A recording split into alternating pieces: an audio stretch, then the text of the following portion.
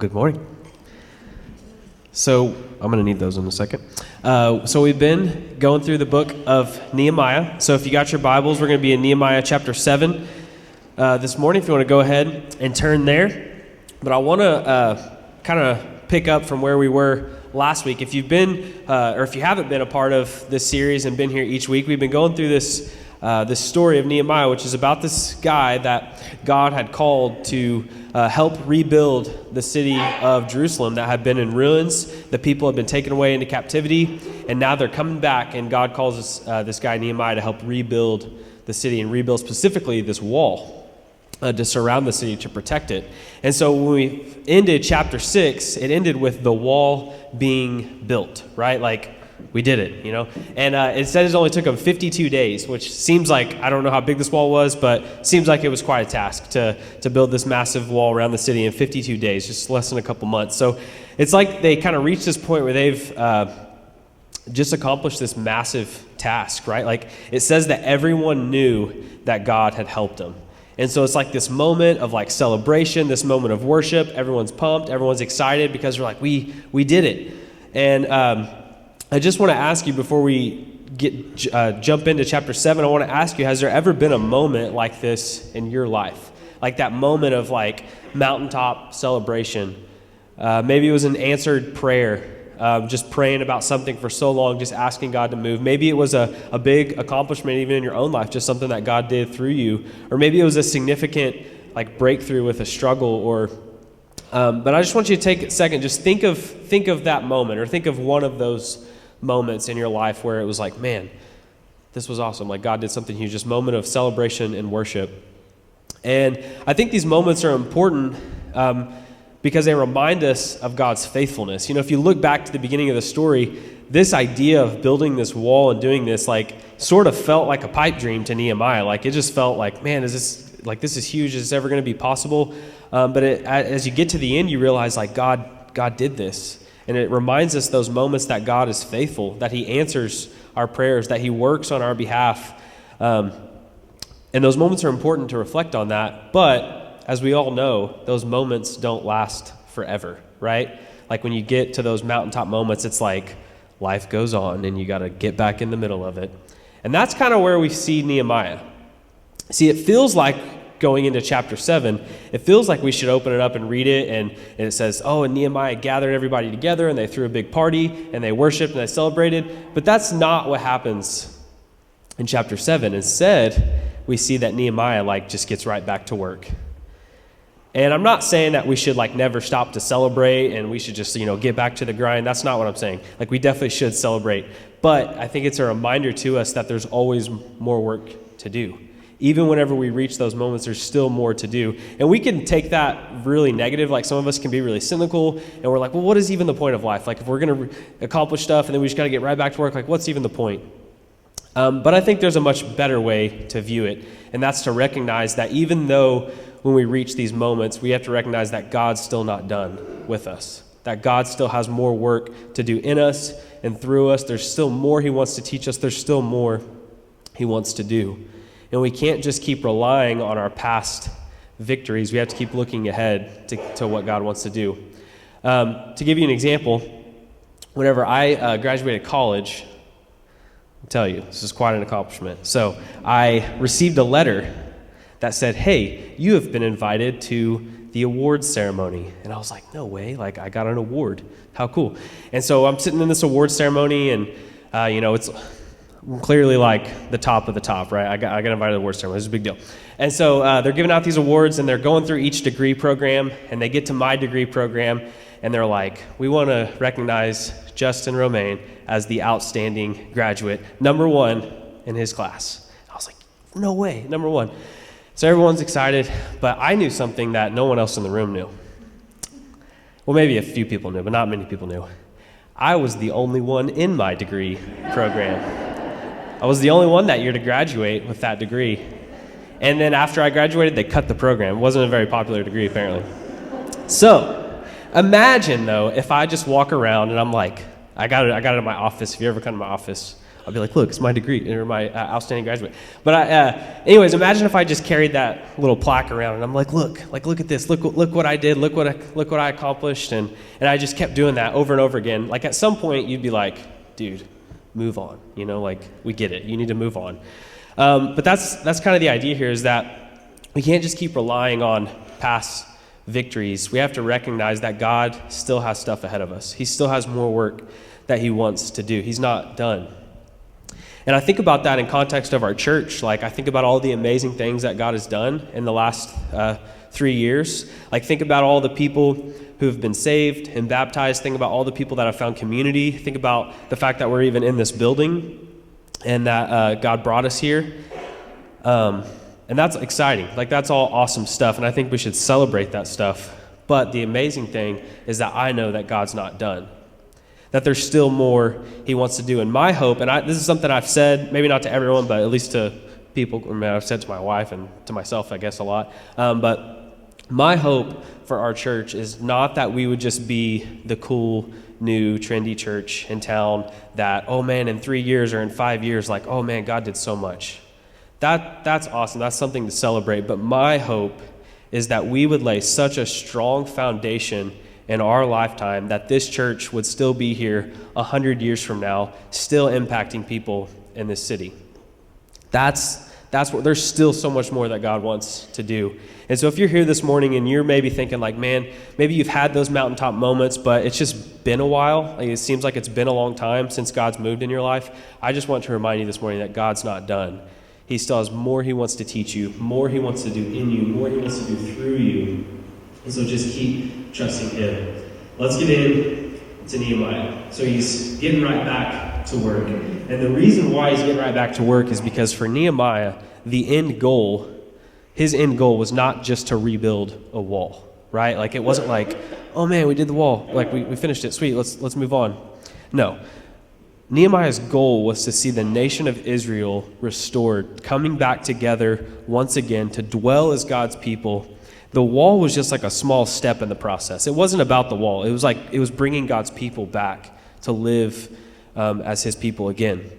And so we're going to see in this chapter three things that were missing from the city. 3 things that like still needed to happen in order for the city to really come back together. And as we talk about those 3 things, I'm going to draw some parallels that apply to our church, but also apply them to your life just personally. And so let's jump right in. Nehemiah chapter 7, starting in verse 1. It says, after the wall had been rebuilt and I had set the doors in place, the gatekeepers and the singers and the Levites were appointed. I put in charge of Jerusalem my brother Hanani, along with Hananiah, this commander of the citadel, because he was a man of integrity and feared God more than most do. So the first thing that we see that was missing was leadership. Like Nehemiah says he appoints these gatekeepers, singers, priests, and then he appoints 2 people to take his place. Because if you remember from the beginning, Nehemiah was the cupbearer to the king of Persia. And so like he's only here because the king's allowed him to be. At some point he's got to go back. And so he's like, well, if I'm going to go back, we need to have leaders in place to oversee. And so he picks these 2 guys, Hanani, who, if you remember from chapter 1, Hanani was the guy who first came to Nehemiah and was like, hey, the city's in bad shape, we need help. And so he's been there the whole time. Hanani's just been like one of those guys who's been there, he's seen it all, he's been a part of it all. And then there's this other guy, Hananiah, who was a military commander, and he appoints these 2 to be in charge. And I want you to notice that he doesn't look at why he selects them. He doesn't select them based on their talent, based on their expertise. He wasn't on the hunt. It wasn't like, all right, where are the most popular people that could be in charge? He's like, no, where are the faithful people? He wasn't looking for the most impressive. He chooses these guys based on 2 different characteristics. Number 1, they had integrity. So these were guys who they were going to do what they said they were going to do. They were going to be dependable. They were going to be honest. They were trustworthy. The second, they feared God. They cared more about what God thought than what people thought. They were going to make their decisions based on what was going to honor God, not just what was going to make them popular.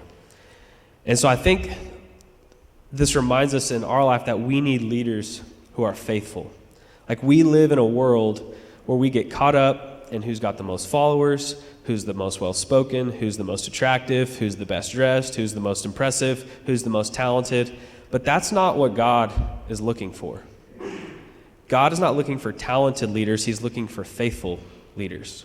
He's looking for people who are going to be faithful and do the things that he's called them to do, that are going to fear him, not just try to be popular. And I think, again, we just get caught up in, we get caught up in promotions, we get caught up in a larger following, we get caught up in recognition. But the Bible shows us that we shouldn't worry about getting to the top. Instead, we just need to be faithful where we are. Just be faithful with the little things. In Luke 16, verse 10 through 12, Jesus says this. He says, "Whoever can be trusted with very little can also be trusted with much. Whoever is dishonest with very little will also be dishonest with much. So if you have not been trustworthy in handling worldly wealth, who will trust you with true riches? And if you've not been trustworthy with someone else's property, who will give you property of your own?" And he's basically saying, look, if you're not faithful in the little things, why would you expect to get even more things? And it's a reminder to us that we're not called to just try to accumulate stuff. We're called to just be faithful where we are. And so I want to get practical with each of these things. What does it look like in your life to be faithful? I think in our church, it shows us that we don't need the best speakers or the most impressive musicians or the most charismatic leaders. What we need is faithful people who are dependable and who lead with integrity. If we're going to be a church that lasts, who's still here impacted people generations from now, it's going to be because we had people who are faithful with the little things, who did what mattered, not just people that tried to create a following. In your work, what does it look like in your work? I think it means that in your workplace, your coworkers, they don't just need a vibrant, outgoing, cool leader. They don't need that. They need someone who's going to do what they said they're going to do. They're going to need someone who does what's right whenever nobody's looking, who will do what's right over what's popular. Or even in your home, your kids, right now, my wife is expecting baby on the way, which is exciting. And we're kind of thinking about what's parenting going to be like? What's our family going to be like? And I really just thought a lot about what it means to raise kids. And I'm not an expert by any means because I haven't even done it yet. But I do know that your kids, they don't need you to be the cool parents who provide expensive things. They need faithful parents who are there for them, who spend time with them, who can train them, who can invest in them. And so I'm just going to ask you, what does faithfulness look like for you? How can you grow in faithfulness? Let's keep going. The second thing, so the first thing they were lacking was leadership, and Nehemiah did that. The second thing they were lacking was structure. They didn't really have any, they didn't know what was going on in the city. It was all brand new. So they kind of put in place this structure. We'll still see that in verse 3. It says this, "And I said to them, the gates of Jerusalem are not to be opened until the sun is hot. While the gatekeepers are still on duty, have them shut the doors and bar them. Also appoint residents of Jerusalem as guards, some at their posts and some near their own houses." So the second thing we see is they needed structure. They had this wall for protection, but they still needed some kind of system for the city to operate. And the decisions they make, the things they put in place, are not exactly what you'd expect. You see, in that time, we don't really have city gates, but if we did, the way it works is typically when the sun comes up, you open the city gates so people can come in, they can buy, sell, trade, do all their stuff, and then whenever it gets dark, they close the gates to protect them at night. But Nehemiah kind of goes way more extreme than that. He said, wait till the sun is hot. Wait till it's middle of the day, the sun's up, everybody's awake, everybody's moving, then open the gates. And then he says, before the guards leave duty at night, close them. So he's open them early, or open them late, close them early. It's kind of this short window, which seems a little extreme, but this city is so fragile at this moment that he takes extreme precaution in order to keep them, keep the city safe. And I think this is a reminder to us in our lives that we all need healthy safeguards in life, because the truth is, every single one of us is capable of failing. Every single one of us is prone to fail. And we've heard over and over again throughout this series that we have an enemy who would love to come after us, that would love to bring us down. And more than that, we all have fleshly desires in us that open us up to temptation. And so we've got at any moment anything that could just bring us down. And you may think that you got it all under control and that you'll never be the one to fail. But the truth is that we're all capable of failing. None of us are immune. And so we need safeguards. We need things that are going to protect us. We need accountability. And so in your life, again, just practical, what does that look like for you? What safeguards do you need? As a church, I think it is really important for us to have healthy structure. And like we've made really good progress, like just in the last 3 years, seeing the things that we've put in place and the people and the leadership. But I know that there's always room to grow. Like we need people helping in all areas so that every person's cared for. We need more people leading groups and investing in people and training up one another. We need checks and balances because even leaders are capable of failure, whether we like to admit it or not.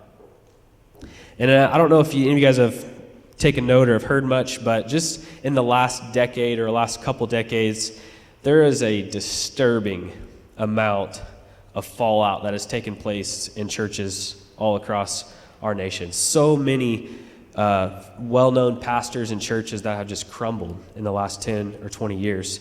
And specifically, this past year, I don't know if any of you guys listened to it, but there was a podcast about the rise and fall of Mars Hill, which is a big church in Seattle.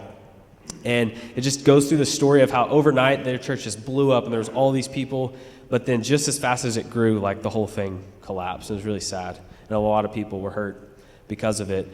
But in that story, you just see that accountability to the pastor and the leader. Over time, it just got smaller and smaller and smaller to the point that the pastor could pretty much do whatever he wanted, and that ultimately resulted in the church's collapse. So if we're to be a church that continues to impact people generations from now, like we've got to have healthy structure and accountability. But think about this also in your home. Like we all need accountability and safeguards even in our home. And just like for Nehemiah, it might have, like some people have been like, dude, you're going to really wait till the middle of the day to open the gates? That sounds a bit extreme. Like, I think you need to cool it. And that may feel like that in your home. Like, people may like, it's overkill to have all those strict boundaries for your kids. Like, it's overkill to have all those, like, blockers on your phone and TV. It's overkill to have people who, like, check in on you and keep you accountable. But even though it may look weird to others, we've got to take strong measures to protect ourselves and our families because all of us are prone to fail. And so I just ask you again, what accountability and safeguards do you need in your life, in your friendships, in your marriage, for your kids? What are those things that you still need to put in place to protect yourself and to protect your family? So there's structure, leadership. The third thing that was missing in the city was people. There was like nobody that lived there, right? Like the city had been destroyed, it's in ruins. And so the city was like missing people. And so Nehemiah tries to figure out what to do about that. And so we pick up in verse 4. And it says, "Now the city was large and spacious, but there were few people in it, and the houses had not yet been rebuilt." So here's the setting. Like massive city, big wall, all the houses are still destroyed, and there's like barely anybody living there. You're like, well, okay, well, let's figure this out. So what does Nehemiah do? Verse 5, it says, "So my God put it into my heart to assemble the nobles, the officials, and the common people for registration by families." And I just want to point out here that like all throughout this story, Nehemiah has continually just sought after God when he didn't know what to do. He does the same thing here. He's like, God, we did the wall, but like, what about the people? What do we do? And it says God gave him this idea. So he's continuing to seek God, and God gives him this idea. And he says, assemble all the leaders, all the nobles, like assemble all these people and call them to move back into the city. That's the idea that God gives him. And then it says this, and it says, "I found the genealogical record of those who had been the first to return." This is what I found written there. And you're like, what does that mean? What do you mean the first to return? Who is this genealogical record that he found? And so essentially, it was about 90 years before Nehemiah came that there was the first wave of Israelites like moving back from captivity. It had been about 90 years before. There was a guy named Zerubbabel, who you can go back and read about it in the book of Ezra, who kind of led this first charge, and he brought back thousands of people from exile. And during that, when they moved back, they basically made a record of everyone who came. And that record had been sitting there for, the last 90 years, and Nehemiah happens to find it. And so he's like grabbing this record like, oh, these are the people, these are the names of all the people that moved back from captivity. And Nehemiah is like, let's go find these people and call them back. Let's go find their families, their offspring, and let's call them back to the city. And that's what he's about to do. And so then it gives us this list of names. And if you got your Bible open, you'll notice that the next 60 verses or so, pretty much the whole rest of the chapter, is a list of names. So buckle up, because we're about to do it. These are the people of the province who came up from the captivity of the exiles whom Nebuchadnezzar, king of Babylon, had taken captive. They returned to Jerusalem and Judah, each to his own town, in company with Zerubbabel, Jeshua, Nehemiah, Azariah, Rehemiah, Nahamani, Mordecai, Bilshan, Mishpereth, Bigvai, Nahum, and Banah. The list of the men of Israel, the descendants of Parash, 2,172. Of Shephatiah, 372. Could I get a volunteer? Does anybody want to come and read the rest of these names? We're not going to read all the names. I was just kidding. You get the idea. It goes on and it lists all these people and how many people came with their family. And you're like, you may be thinking, because this is the question I ask. I'm like, what is the point of all these names? Like, why do we have all these names and all these numbers? And yes, it's given, to help track the history and track. But it's like, what's the point? And I believe, I really sat with this a lot this week. Like, what do we really teach about these names? Like, how do you teach a passage of 60 verses of names? That's kind of a challenge. But as I sit with this week, I believe that these names show us that I think they show us that this story is not about rebuilding a wall. This story is about rebuilding God's people. The people are what matter to God. God's end goal was not to have this extravagant wall and this beautiful temple for it to sit deserted. God's goal was to see his people reunited and living as his people once again. That's his goal.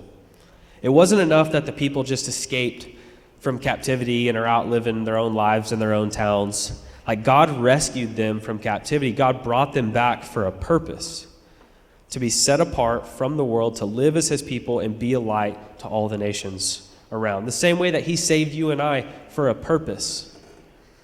Nehemiah is calling them together again to live as his people. And it reminds me of like whenever we finished renovating this building, like the end goal wasn't the building. Like, that's cool and all, but the goal was for us to be the church. The building was just like a small step in the process. And it's a reminder to us that what God cares about is people. Things like the building, our church programs, even our church services, those things do not make the church. The people are what make the church. Jesus came and he laid his life down for the people, not for a building or a program or anything like that. I want to give you an example to illustrate this. Anybody in here do like construction type work and ever worked with scaffolding? No one in the room. Show of hand. Okay, maybe a couple people. So you got this scaffolding, right? And actually, fun story. Whenever we were rebuilding this church, we actually had scaffolding right here on the stage. Oh yeah, there's a picture.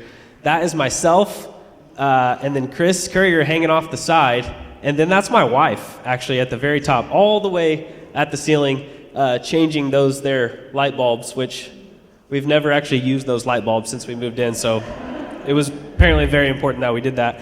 And so she's up there, that's kind of scary that she's, and I will say she was not pregnant at the time she's changing light bulbs, just make that clear. But anyways, we were putting those lights in, and I kind of helped assemble it, and then I leave, and I'm helping in another area, and I come back in here, and everyone's like, oh my gosh, Kevin almost died. And I was like, what in the world happened? And I guess Kevin had crawled up there, and I don't know exactly, but apparently he almost fell, and it was bad. And we would have had to go through that whole leadership thing of like, who are we going to appoint? Who are the faithful? Anyways,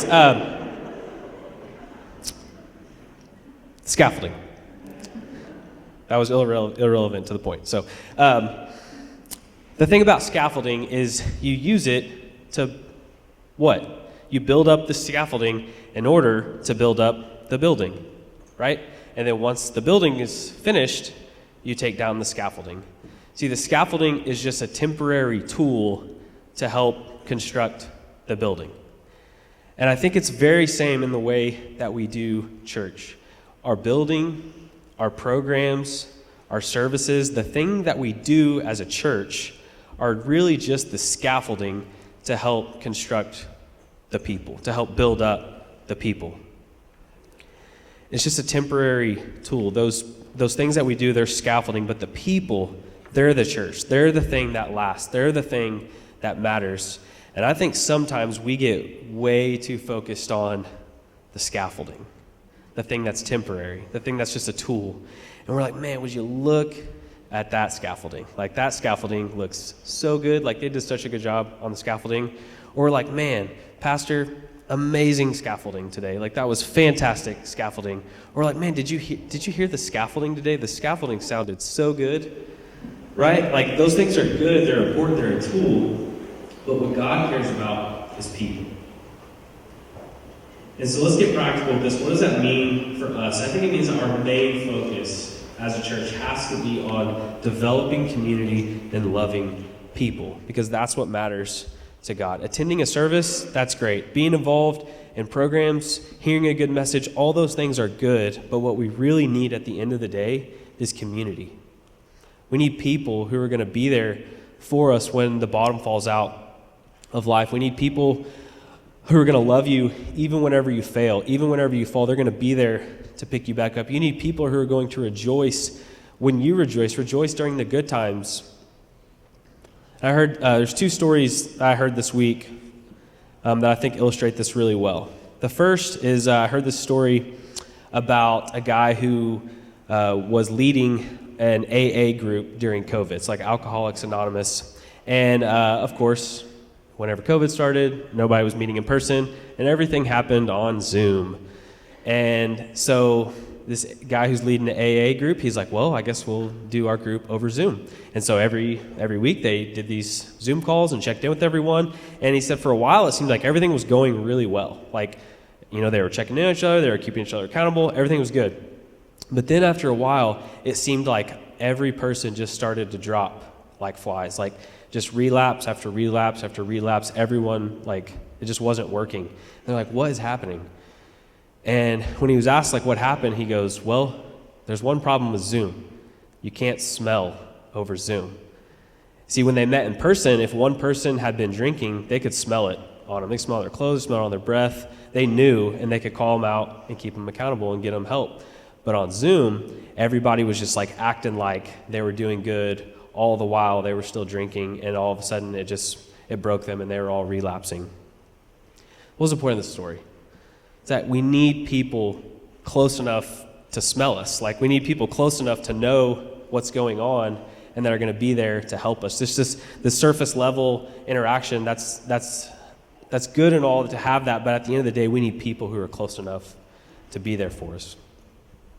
Another thing I saw, anybody in here been watching the Olympics? Specifically, show of hands, did anyone watch the women's figure skating finals? It was a disaster. It was like the saddest thing I've ever seen. If you didn't watch it, I would encourage you to not go watch it, because it was really, really sad. And so this right here is the girl who won the gold medal, Anna Sherbakova. And basically what happened is there was 3 Russians they're all from Russia, and they were all like expected, like first, second, third. They were the ones expected to win it. And so the girl who's expected to win just completely falls apart. Like, she fell multiple times in her run. It was a disaster. And like, you can see her at the end of it. She's just like in tears, and her coaches are like frustrated with her, and she's just like losing it. Well, then there's the girl. So she didn't even end up medaling. She came fourth. And there was the second girl who, because the other girl didn't win, she thought she would have won. And she had like super technical run. Like, she was expected to win it at that point. Well, she ends up coming second, and she is mad. Just like, you can see her on TV. She is just like yelling and screaming and crying, just frustrated. She doesn't want to go out and even get the silver medal. She is just mad. And then after like 10 minutes of watching these two girls completely fall apart, they finally, after like 10 minutes of this, they finally cut to the winner, and it shows her just standing there all by herself. She had just won a gold medal, and yet she's just standing there all alone, sad, and like she just like didn't know what to do, because there's all this turmoil around her. Both her teammates are just losing it. Her coaches are trying to help her teammates, and she's just like standing there. And it is like the saddest thing in the world to watch, because this should be like the highlight of her life, and yet she's just like, what do I do? I think it reminds us that like what good is a gold medal without friends to share it with? Like, what good are those big accomplishments in life if we don't have people who are there to celebrate with us, to walk through that stuff with us? What we need is community. And so I ask you this morning, what steps do you need to take in your life to have that community? Maybe many of you have it and it's going great. I would encourage you, open up space for more people to come in, because some people don't. Or if you're one of those people that you don't have that community, like, insert yourself. Try to like get involved in a small group, get involved in some way, get to build those relationships, because that's, at the end of the day, that's what it means to be the church. And so to begin to wrap this up, there's one significant detail in this passage that we haven't talked about yet. And some of you, if you're like a Bible nerd, you might have already know it, you might have already caught it, but some of you guys are like, what are you talking about? So if you're reading this story, this isn't the first time we've seen this list of names in the Bible. This is the same list of names of people that's given to us in Ezra chapter 2. Like, remember that Ezra and Nehemiah is actually one book. You know, we have a Bible with like chapters and verses and stuff, but whenever the Bible was written, it was on a scroll. It wasn't like in chapters where we turn the page. So it's literally, Ezra and Nehemiah is one scroll. It's one story. It's meant to be read together. And so you're reading along through the story, you get to Ezra chapter 2, and you realize, hey, here's this list of names. Here's all the people that came back from captivity. And then you get to Nehemiah chapter 7, and it's the same list of names again. And the lists are very, very similar. They're not nearly identical, but they're very similar. If you were to actually go through and add up all those numbers and all those names, they're not exactly the same. And there's some debate over why that is. Some people think that maybe during copying it down, they may have miscopied down the numbers, or other people believe that they were like, basically the Nehemiah was like an updated list. Like in Ezra, we got the original list of before they even left to go to captivity, but then later on we get like an updated list. But here's the thing: don't get hung up on the names and the numbers. That's not the point. We're not meant to read it and be like, do these line up perfectly with that? Like, that's not the point.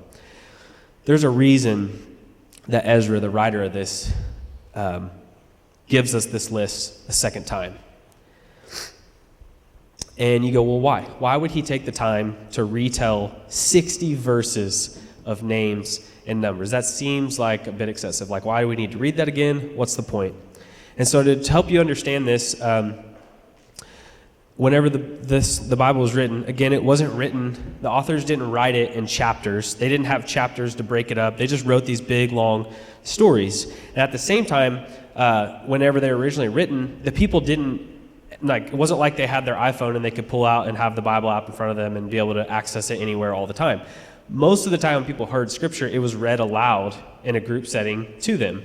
And so it was very, very common for authors to use repetition to help catch your attention, so that whenever you heard something once and then you heard it again, it's meant to make you go, oh, there's repetition, there's something happening here. So it's kind of used as a device to catch your attention. That's what Ezra is doing. And so as you're reading this all the way through and you get to that list of second names, it's meant to help you, it's meant to recall you back to the first time you've seen it, to go, oh, what happened then?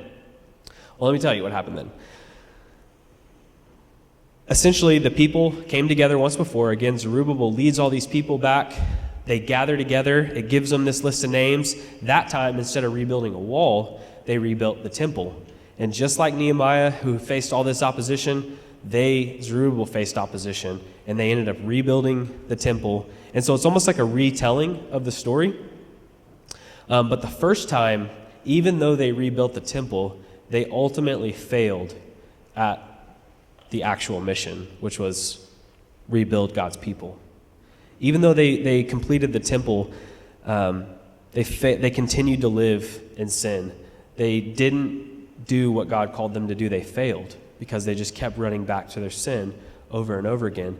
And so the fact that we see this list of names written again, it's almost as if Ezra is showing that despite their failure the first time, 90 years later, God's calling them together again to be united and live as God's people. Again, God's giving them a second chance. I think it shows us that we serve a God of second chances. Some of you in this room, you may have felt like you've just blown it in life, that you just make mistake after mistake, or maybe things are going good for a while, and then you make a mistake and things fall apart. But I want you to hear this morning that we serve a merciful God.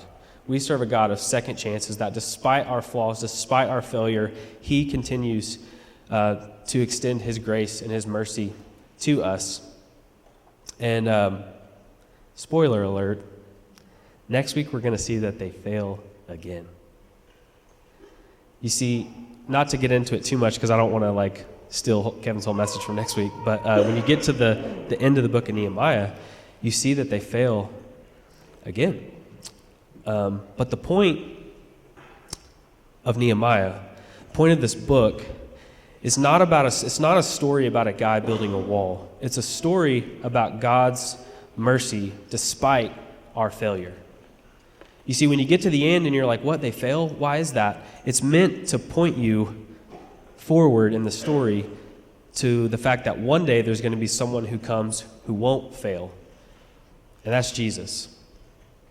The point of Nehemiah is not so we can just be like, oh, be like Nehemiah, do what Nehemiah did. The point of the story is help us to see that, man, even when we fail, God is still merciful. And God still extends grace because Jesus was the one who didn't fail. See, we're given forgiveness on account of Jesus' faithfulness. And so I just want to say that despite what you've done, despite where you've been, God offers every single one of us forgiveness, not because we deserve it, but on account of Jesus, because he was the one who lived perfect, and he died in our place. He took the punishment that we deserve so that we could be forgiven and that we could be reunited with God to live as his people like they never got to. And so here in a moment, we're going to have a time of response. And there may be a few different responses. For some of you in the room, maybe you just need to ask yourself, what's missing? Maybe it's faithfulness. I just need to, I've been so caught up in popularity and being liked that I just need to get back to being faithful to what God called me to.